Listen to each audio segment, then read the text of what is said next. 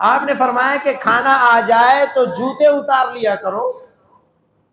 अब बताओ आखिरत का इसमें क्या फायदा है?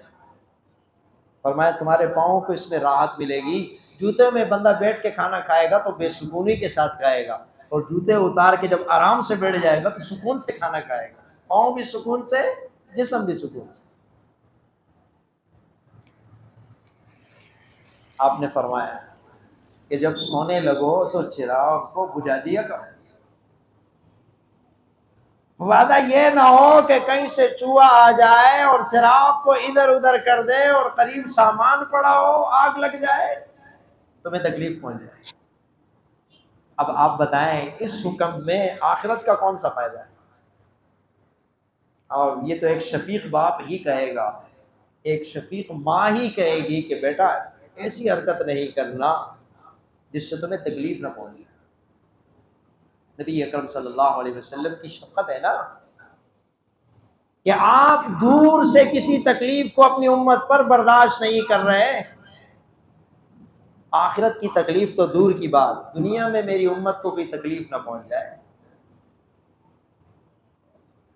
इसलिए कि आपके यहाँ अपने एक एक उम्मती की कदर और कीमत मौजूद है। अब एक माँ किसी दावत में गई और उस दावत में जाकर बैठी और बेचैन और परेशान थी। औरतों ने पूछा अम्मा क्यों परेशान हो? ताकि छोटे बेटे को घर में सुला के आई हूँ, घर को ताला लगा के आई हूँ, लेकिन खौफ इस बात का है कि घर कमरे का दरवाजा खुला हुआ है और किचन का दरवाजा भी खुला हुआ है। बच्चा उठ ना जाए, कहीं किचन की तरफ चला ना जाए, वहां माचिस की डिबिया रखी हुई है, कहीं तीली लगा ले और अपने आप को और घर को आग ना लगा दे। ये खौफ मुझे बेचैनी में मुब्तला कर रही है। आप अंदाजा लगाएं, ये दूर का खौफ है, लेकिन जिससे मोहब्बत होती है दूर का खौफ के बारे में भी बंदा सोचता है। अब जरूरी तो नहीं कि वो बच्चा जागे भी और जाग के जरूर जरूर किचन की तरफ जाए भी और जरूर माचिस की डिबिया उठाए भी और तीली लगाए भी, ये कोई जरूरी है? अंबिया अलैहिस्सलातु वस्सलाम इसी तरीके से अपनी उम्मत को उन तमाम चीज़ों से डराते हैं और उनके लिए फिक्रमंद होते हैं। हमें भी इस बात के लिए फिक्रमंद होना चाहिए।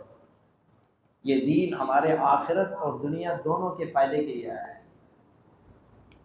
असल तैयारी तो आखिरत की है। उन फिर दुनिया का दुनिया में मुसाफिर की तरह रहना है। मुसाफिर की तरह मुसाफिर रास्ते में होता है, किसी स्टेशन पे रुकता है तो उसकी देखभाल में नहीं लग जाता, उसकी खूबसूरती में नहीं खो जाता, उसे तो मंजिल की तरफ जाना है। रास्ते में वो खाली सूखी रोटी पर गुजारा कर लेता है, पकोड़े के साथ खा लेता है। उसने तो यही समझना है कि मुझे घर पहुंच के ही आराम करना है, अच्छा खाना घर पे खाना है। नबी अलैहिस्सलाम फरमा रहे हैं कि तुम तो मुसाफिर की तरह हो, तुम्हें तो यहाँ हमेशा नहीं रहना। किधर गए? तुम्हारे आबा व अजदाद नजर नहीं आ रहे, दादा नजर नहीं आ रहा, परदादा नजर नहीं आ रहा। उन्होंने जो मलकियतें बनाई वो सब तुम्हारे हाथ में मौजूद हैं, वो कुछ भी नहीं ले गए।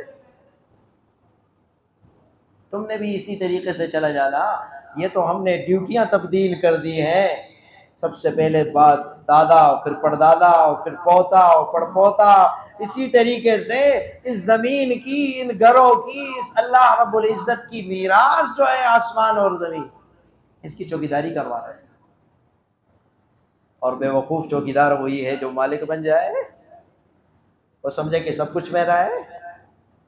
भाई आपको तो चौकीदारी पर लगाया है, आप चौकीदारी करो, खत्म बात, आपका काम यही है। तो मेरे अजीजों, जहाँ इस दीन पर चलने के आखिरत के बहुत सारे फ़वाइद हैं, इसी तरीके से अल्लाह रब्बुल इज़्ज़त ने इस दीन पर चलने से दुनिया में बड़े फ़वाइद हैं। मोहब्बतें इस दीन से पैदा होती हैं। आपने फरमाया रिश्ता करते हुए अखलाक को, दीनदारी को तरजीह दो, हुस्न जमाल की तरफ मत जाओ, माल की तरफ मत जाओ, हसब नसब की तरफ मत जाओ। अब मुझे ये बताएं, आपने ऐसी जगह रिश्ता कर लिया कि वो माल वाले हैं, खूबसूरती वाले हैं, जमाल वाले हैं, नसब असब वाले हैं, लेकिन अखलाक ठीक नहीं, तो दुनिया की जिंदगी तबाह है या नहीं? लेकिन माल भी नहीं, खूबसूरती भी नहीं, जायदादें भी नहीं, लेकिन बाअखलाक और बाकिरदार बच्ची आ गई, सास की जिंदगी भी जन्नत वाली बन गई, ससुर भी खुश है, खावन की जिंदगी भी बेहतरीन हो गई। अब आप बताएं, नबी अकरम सल्लल्लाहु अलैहि वसल्लम के इस इरशाद पर अमल करने से दुनिया का कितना फायदा है।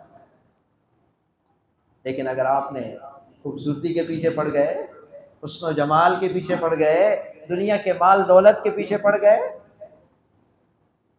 और बद इखलाक औरत को घर में ले आए, 2 दिन के बाद आप भी रो रहे हैं, ससुर भी रो रहा, सास भी रो रही, पूरा खानदान परेशान, इस एक बद इखलाक और इखलाक से आरी औरत की वजह से पूरा घराना तबाह बर्बाद हो जाता। तो मेरे अजीजों, नबी अकरम सल्लल्लाहु अलैहि वसल्लम के इरशादात पर अमल करने से दुनिया की भी कामयाबी है, आखिरत की भी कामयाबी है। अल्लाह ताला अमल करने की तौफीक